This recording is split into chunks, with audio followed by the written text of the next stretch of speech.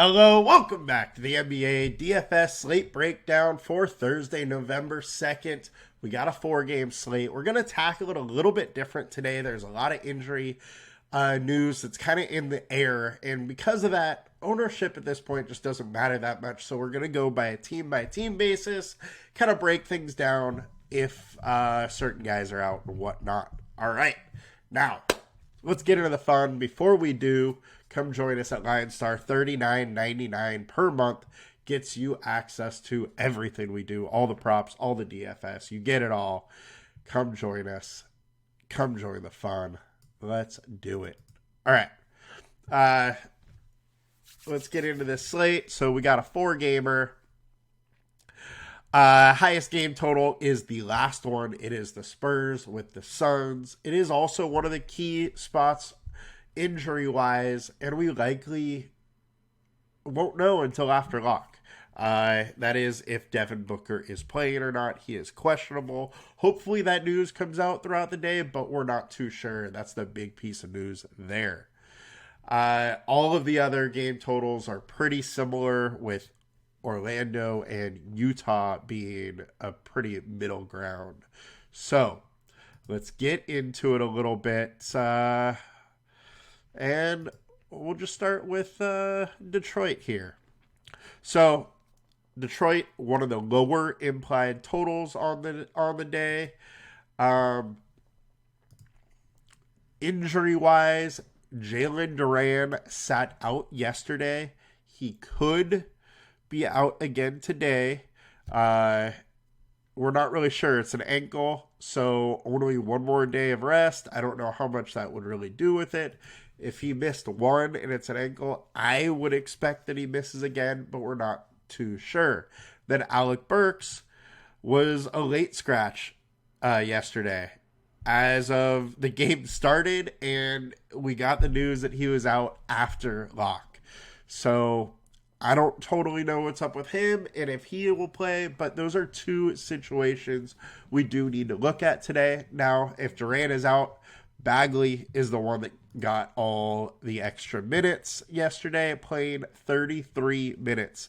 That was way more than I thought he would play. I thought he would be around that 26 to 28 range.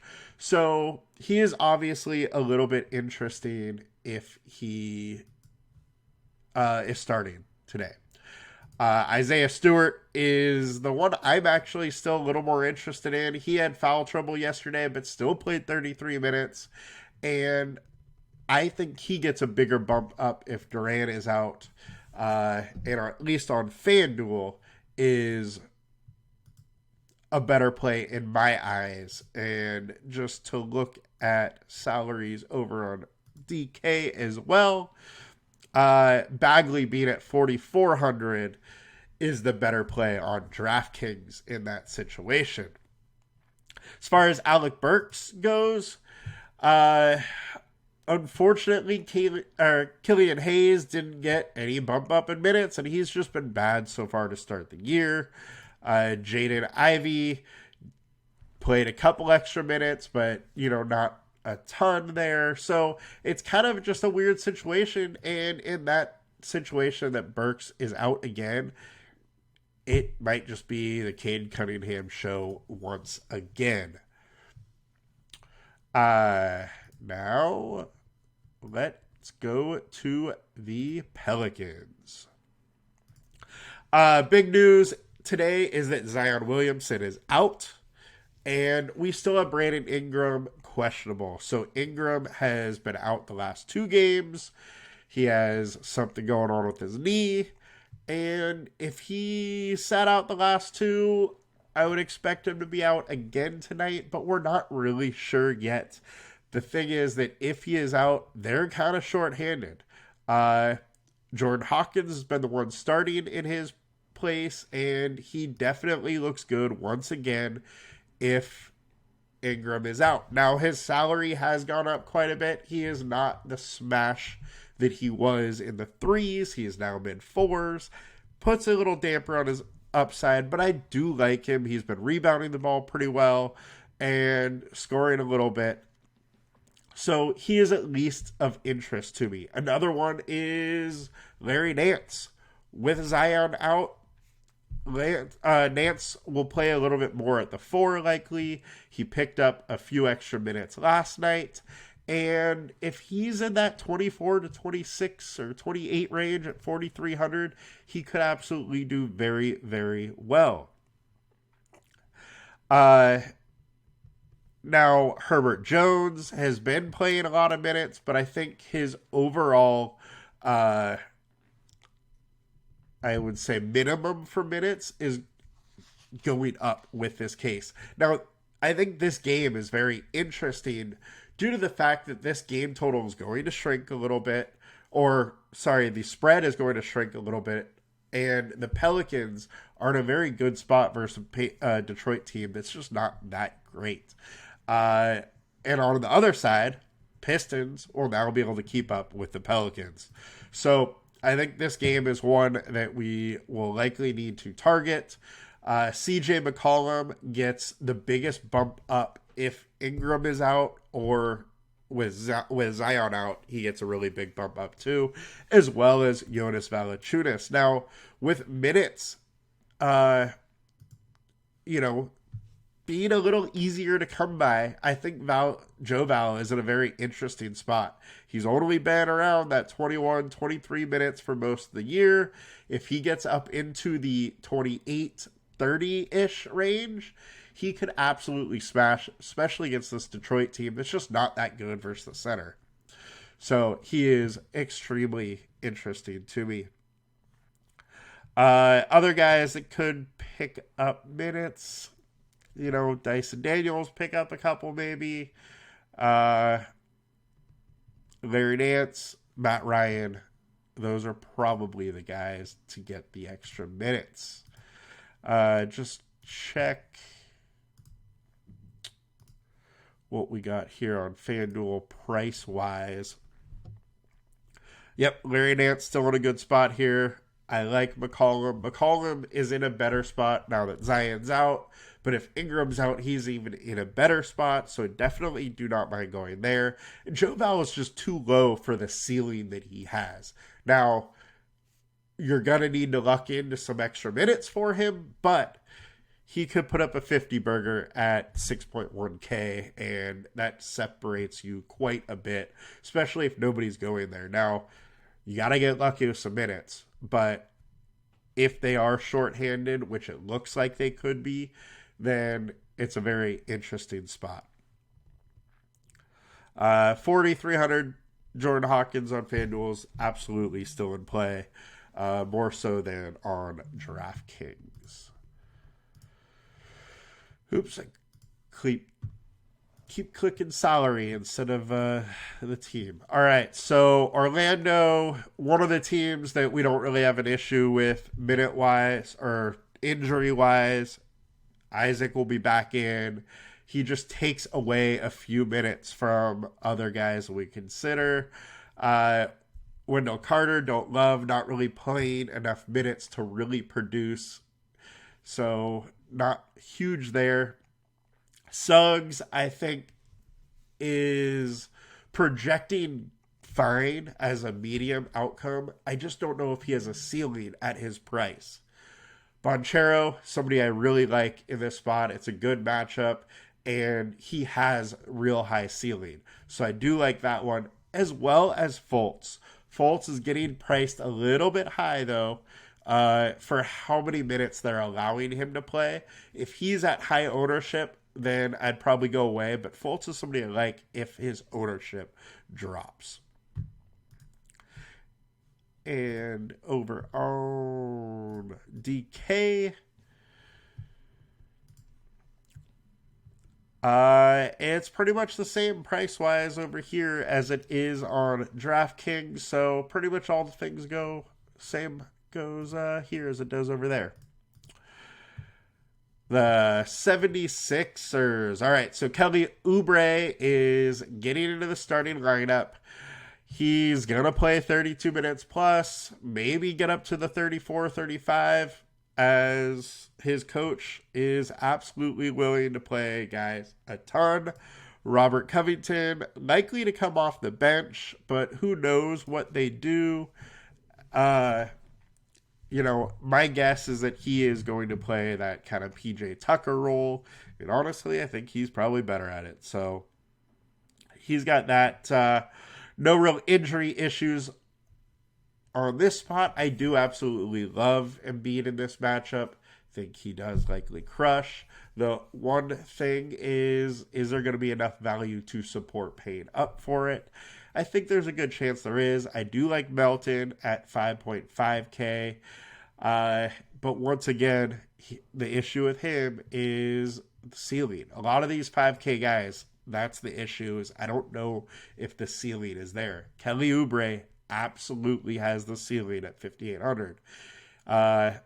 If he is low owned, which it looks like he is right now, I think he is in an absolutely great spot, and I will have a solid amount of him. And on FanDuel, check out the old 7-6s. And same thing. Oubre is in a good spot on FanDuel. Embiid, very high priced, but you may just need those points tonight. So I don't mind it whatsoever.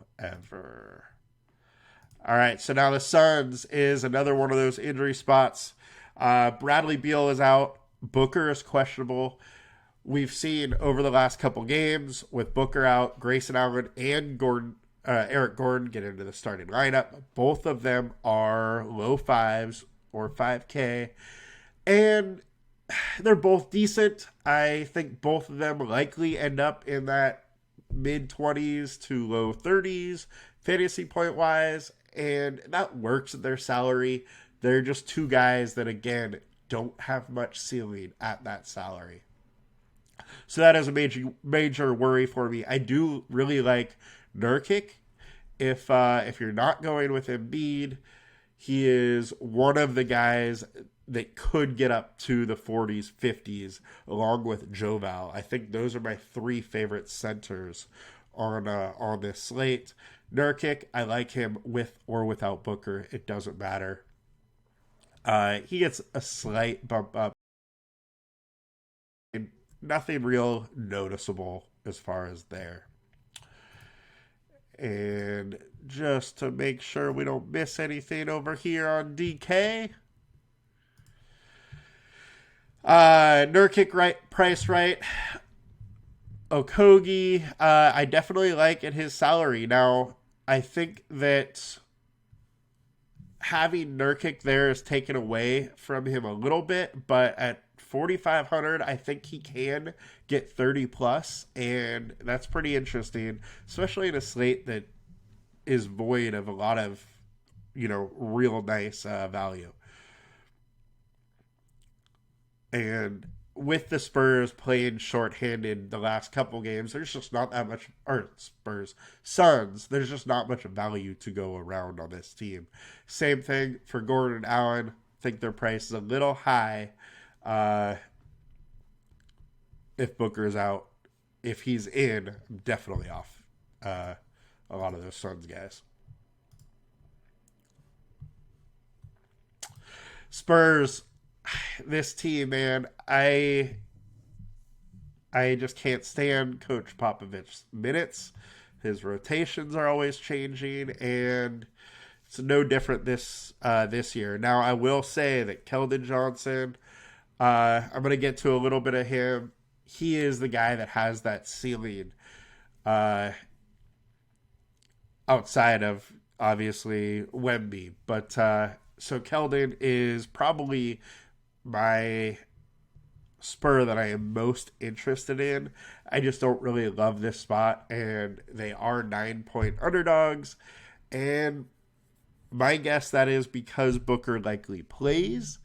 And even though this game is the highest scoring total on the slate, game total on the slate, I just don't love it from a DFS perspective. Especially if Booker's in. That makes me not like the Suns that much. And Spurs are just really hard to trust minute-wise.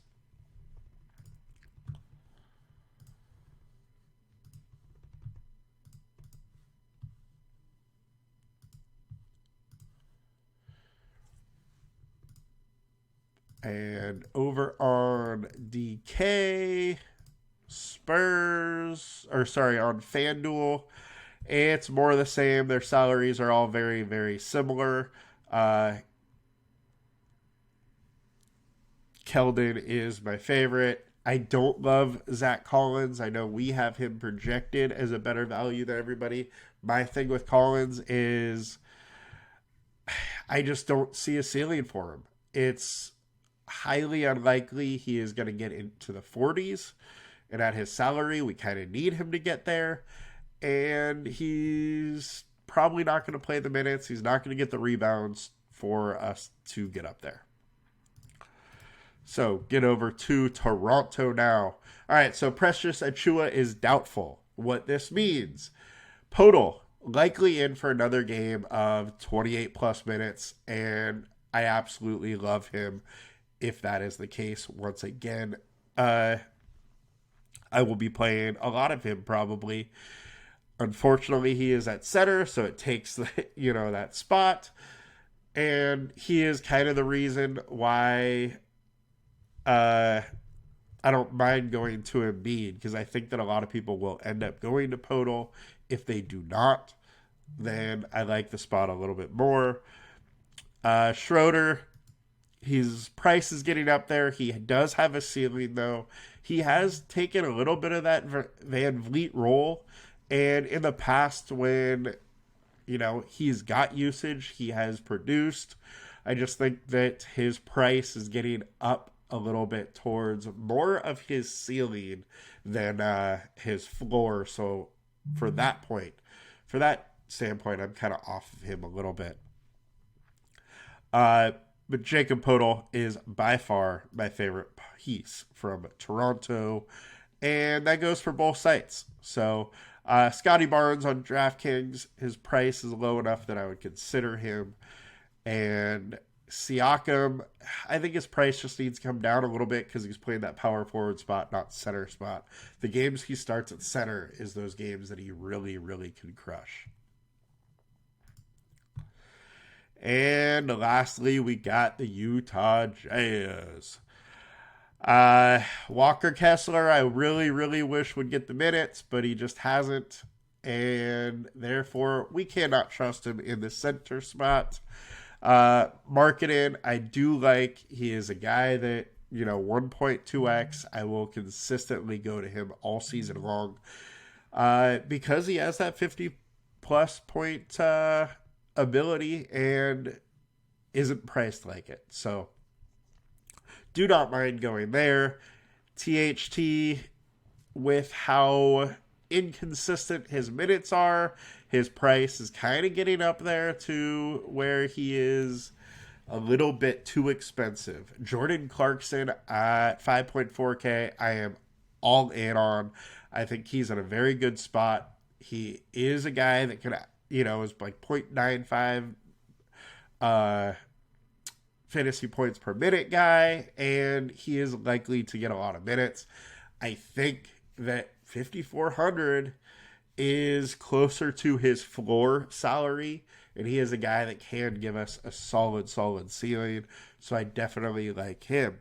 John Collins, think he's priced, adequately. Just don't love it, don't hate it. And on the FanDuel side, we got more of the same. THT's fine. Marketed 8.6. I will probably have a lot. Jordan Clarkson is a little bit higher priced. I still do like him. Don't like him as much. Olynyk has sneakily played, a decent amount of minutes, a couple games.